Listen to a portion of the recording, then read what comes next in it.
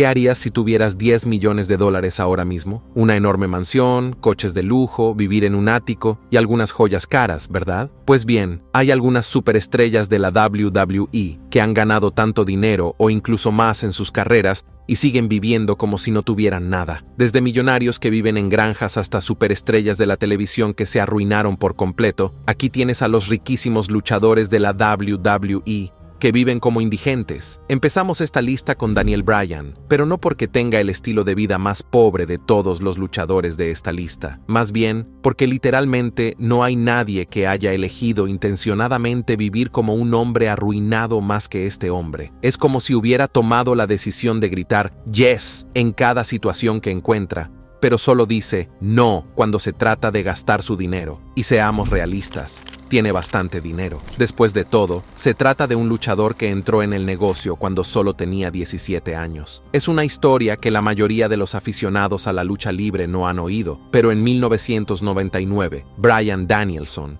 de 17 años, comenzó a trabajar como luchador profesional en el circuito independiente. En 2010, solo 3 meses después de su segunda etapa en la empresa, Bryan ganó su primero de los 4 títulos del campeonato de la WWE y pasaría a añadir un título del campeonato mundial de peso pesado, un campeonato de los Estados Unidos y un campeonato intercontinental a su catálogo de títulos. Daniel Bryan también ganó el Tag Team Championship, el SmackDown Tag Team Championship, el Money in the Bank Ladder Match de 2011, y fue nombrado superestrella del año de la WWE en 2013. Su lista de elogios sigue y sigue para incluir otros éxitos en la WWE, la ROH, AEW, en Japón y otros circuitos independientes de todo el mundo. Y adivina qué, con todo ese éxito viene un montón de dinero. Tanto dinero que se calcula que Bryan vale unos 12 millones de dólares. Sin embargo, no hay ni una sola compra cara a la que pueda vincularse el nombre de Daniel Bryan. Hace unos años, se sabía que Bryan y su esposa, la también luchadora de la WWE, Brie Bella, vivían en Phoenix con sus 2 hijos. Pero en 2020,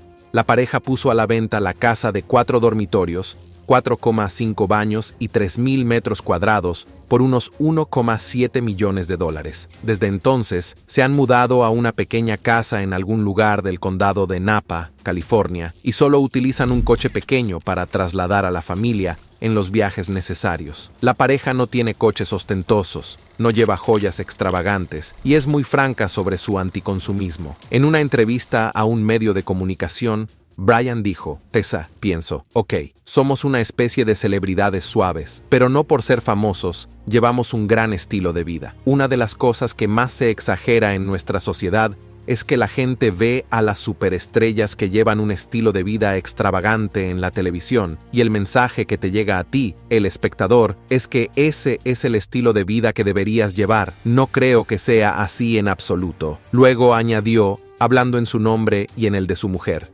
"La sencillez nos hace felices, y creo que cuanto más se lo enseñes a la gente y más se lo muestres como una opción, mejor. No queremos una casa grande. Una casa grande es un derroche. No necesitamos muchas cosas. Tener muchas cosas es un despilfarro. Si puedes dar más de ti mismo a tu comunidad y a la gente que te rodea, tu vida tiene mucho más sentido". Este tipo incluso ha hablado públicamente de que se siente un hipócrita por vender merchandising de sus empleados, incluidos los de la WWE. Eso no significa que la empresa dejara de vender las pegadizas camisetas con el vacío impreso en ellas, pero para Bryan, todas esas cosas apenas importan, y prefiere vivir como un hombre corriente que gana el salario mínimo. A diferencia de la mayoría de los famosos, cuyo estilo de vida puede predecirse fácilmente, la vida de Daniel Bryan fuera del ring no es la que nadie esperaría. Antes era vegano, y una vez recibió el premio Libby de PETA al deportista más respetuoso con los animales. Solo sigue dietas vegetales, crió a sus hijos como veganos y no ha bebido ni una gota de alcohol en toda su vida. Irónicamente,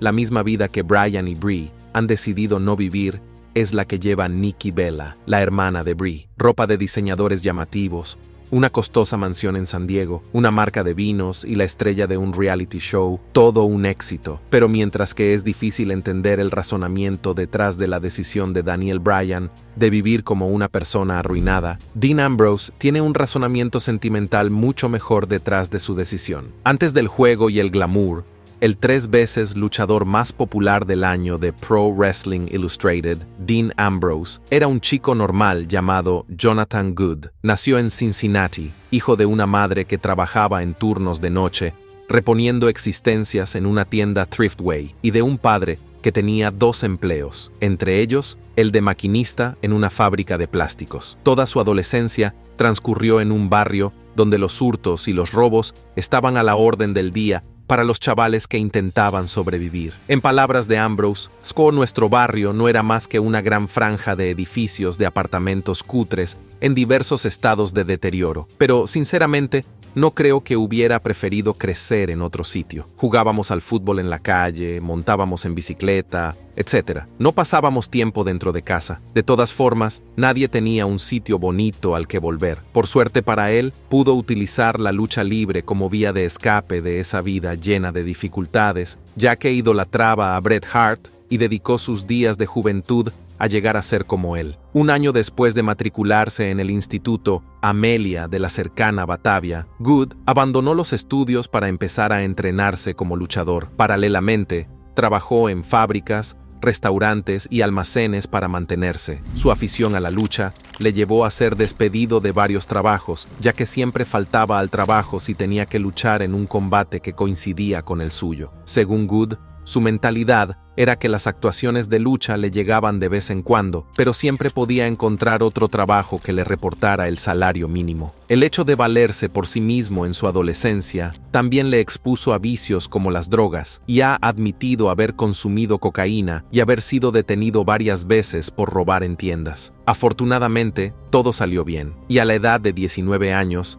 Jonathan Good hizo su debut en la lucha libre profesional y comenzó a trabajar bajo el nombre artístico de Jon Moxley en varias promociones independientes, hasta 2011, cuando firmó con la WWE. A partir de entonces, se convirtió en Dean Ambrose, y casi de inmediato, su inmenso talento fue reconocido en NXT. Se unió al roster principal como miembro de The Shield, junto a Roman Reigns y Seth Rollins, y el resto es historia. Ganó el campeonato de los Estados Unidos. Su primer reinado duró un récord de 351 días. Ganó el campeonato de la WWE una vez, el campeonato intercontinental 3 veces, el Raw Tag Team Championship 2 veces con Rollins, el Money in the Bank Ladder Match de 2016 y se convirtió en el 27º campeón de la Triple Corona de la WWE y 16º campeón de Grand Slam. A pesar de este éxito y de los millones de dólares que lo acompañan, Dean Ambrose ha seguido siendo el mismo chico de Cincinnati de aspecto desgarbado. Se crió en la pobreza y ha convertido en un estilo de vida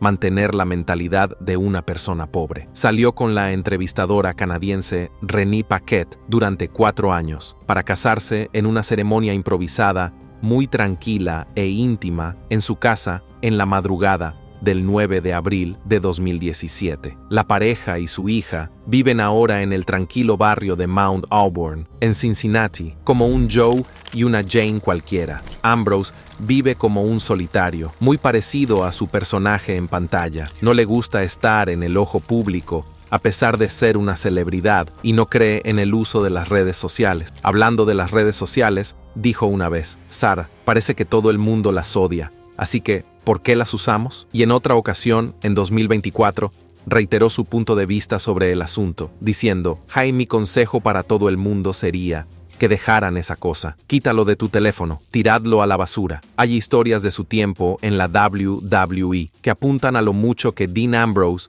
detesta vivir como una persona rica. Cuando acababa de fichar por la empresa de Vince McMahon, Ambrose se dirigió al centro de entrenamiento de la empresa en un coche destartalado con tan solo una bolsa de ropa y el dinero que llevaba en el bolsillo para firmar su contrato. Durante sus primeros años, vivió con el también luchador Big Cass como compañero de piso y, cuando se mudó, dejó atrás miles de dólares en mercancía que la empresa le había enviado. En sus palabras, Cass podía darlo a la caridad o algo así. A Ambrose realmente no le importaba. De hecho, Incluso cuando se mudó a su nuevo apartamento antes de casarse, dejó todo el espacio sin amueblar porque sentía que amueblar sería un desperdicio de dinero ya que estaría viajando la mayor parte del tiempo. Teniendo en cuenta que un informe de 2015 reveló que Ambrose era el 9º luchador con más ingresos de la WWE, con unos ingresos anuales de $2,2 millones, es una locura lo minimalista que decide vivir. Y si crees que es una locura, espera a escuchar cómo Mick Foley vive como un pobre tanto, que una vez se negó a gastar en una cirugía porque sentía que era demasiado cara. Los niños de hoy en día se perdieron la época más loca de la lucha libre, los años 90, cuando la lucha libre era mucho más física, menos cuidadosa y llena de tanta carnicería. Esta era de la lucha libre fue la era hardcore, y de todos los luchadores que dieron vida a los horripilantes y salvajes sueños de Vince McMahon, Mick Foley está entre los mejores. Puede que no fuera el más fuerte, ni el más rápido, ni el más técnico, pero Foley estaba loco. En sus mejores tiempos, era conocido por atreverse a hacer lo imposible, sin mostrar signos de dolor. Desde su alter ego de luchador físico sin concesiones, conocido como Cactus Jack, hasta el lunático inquietante, masoquista y mentalmente trastornado llamado Mankind, su gimmick nunca fallaba. ¿Recuerdas aquel vídeo que se hizo viral en el que el Undertaker lanzaba a alguien a través de la jaula en un combate Hell in a Cell? Sí, ese era Mick Foley, y para los que no lo sabían, esa escena no estaba planeada, y el Undertaker no tenía ninguna intención de lanzar a un compañero contra la lona desde unos 6 metros. La jaula había funcionado mal y se había abierto, dejando que Foley se estrellara boca abajo y quedara noqueado. Pero si hay un luchador capaz de recibir un golpe así, quedar inconsciente, perder un par de dientes y aún así terminar el combate, ese es Mick Foley. Sus habilidades aparentemente especiales en el ring le llevaron a trabajar en muchas promociones de lucha libre, como la WCW, la ECW, la TNA, la NWA, varias promociones con sede en Japón y, por supuesto, la WWE. Y en todas esas promociones, Mick Foley se convirtió en 4 veces campeón del mundo, 3 de ellas trabajando para Vince McMahon, 11 veces campeón del mundo de lucha por equipos, una vez campeón de las leyendas de la TNA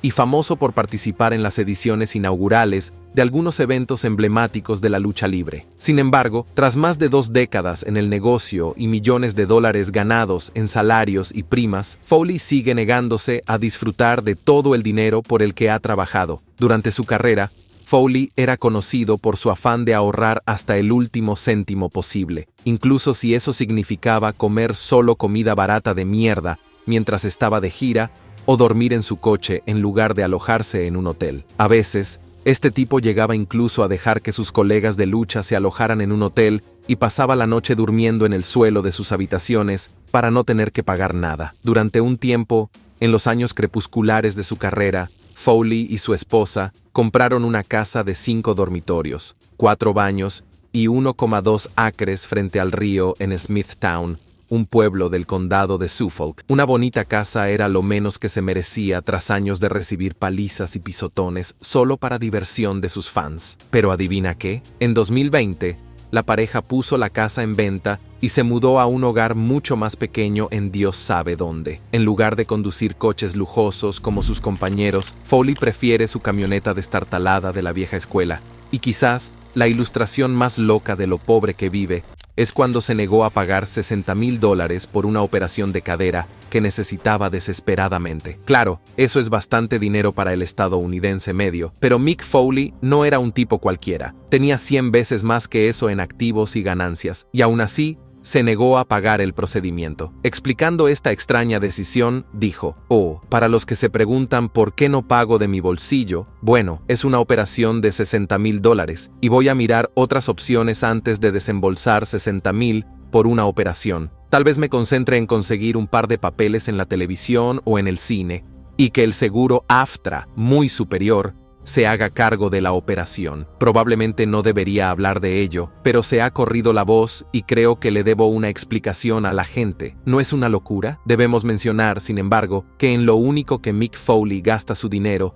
es en obras de caridad. Desde principios de los 90, Foley ha dedicado su tiempo y sus recursos a ayudar a los menos privilegiados. Ha participado en numerosos actos de la fundación Make-A-Wish para ayudar a niños enfermos de cáncer, ha fomentado la educación de niños pequeños y, desde 1992, patrocina a niños de todo el mundo con Child Fund International. Desde zonas remotas de Filipinas y México hasta pequeñas comunidades de Sierra Leona, en África Occidental, Foley ha construido escuelas y fomentado la educación infantil. También ha realizado múltiples visitas a tropas en varias bases militares y hospitales militares, e incluso llegó a ser conocido como una leyenda entre las tropas heridas, debido a sus muchas contribuciones a los soldados estadounidenses heridos. Además, colabora con la Red Nacional contra la Violación, el Abuso y el Incesto, Rape, Abuse and Incest National Network, para ayudar a las víctimas de agresiones sexuales. Así que sí, definitivamente gasta su dinero de la manera correcta, pero no le vendría mal gastar un poco en sí mismo y dejar de vivir como un indigente, ¿no crees? Aunque Foley, Dean Ambrose y Daniel Bryan eligieron vivir como pobres, también hay superestrellas de la WWE que viven como pobres porque no tienen elección. Por ejemplo, Perry Saturn. Si echamos la vista atrás a la carrera de este hombre, que comenzó en la camino en la industria, pasando de la ECW a la ya desaparecida WCW antes de llegar a la WWE, como parte de la Invasion Storyline. En la WCW, Saturn era una de las mayores estrellas del momento y ganaba bastante dinero, suficiente para permitirse un estilo de vida tan ostentoso como el que se podía imaginar para las celebridades de los años 90. Después de unirse a la WWE, trabajó como parte de la facción Radicals y en solitario ganó el campeonato europeo a Guerrero en Fully Loaded 2000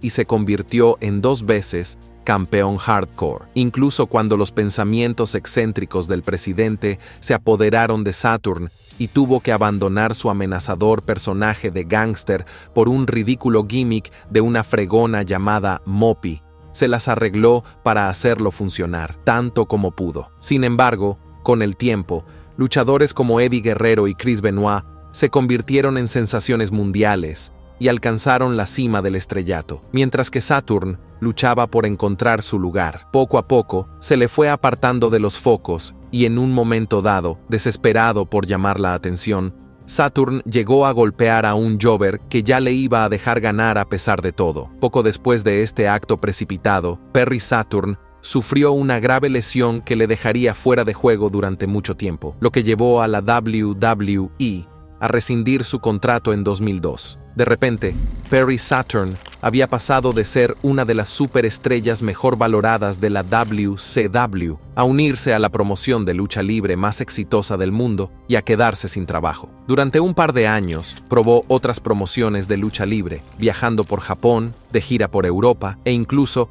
uniéndose a la TNA en algún momento. Estas temporadas nunca llegaron a funcionar y Perry Saturn se fue arruinando y, por si fuera poco, ya había estado casado 3 veces, lo que significaba que tenía decenas de miles de dólares en gastos de divorcio y seguía pagando cantidades considerables en concepto de pensión alimenticia. Mientras luchaba por hacer frente a sus repentinos problemas económicos, la tragedia le golpeó de una forma más letal. Saturn recibió un disparo y estuvo a punto de morir. El incidente tuvo lugar en abril de 2004, a la salida de un club de striptease, cuando Saturn pasaba por allí y vio a 2 hombres agrediendo a una mujer. En un esfuerzo por rescatar a la mujer, Saturn, de 38 años, se enzarzó en un altercado con los hombres y acabó recibiendo un disparo en la nuca y en el hombro derecho con un revólver del calibre 25. Como era de esperar, este incidente casi mortal llevó a Saturn al hospital durante una larga temporada. Pero tras recuperarse y recibir el alta hospitalaria, Saturn sigue luchando contra los dolores de las heridas de bala. Así que recurrió a los analgésicos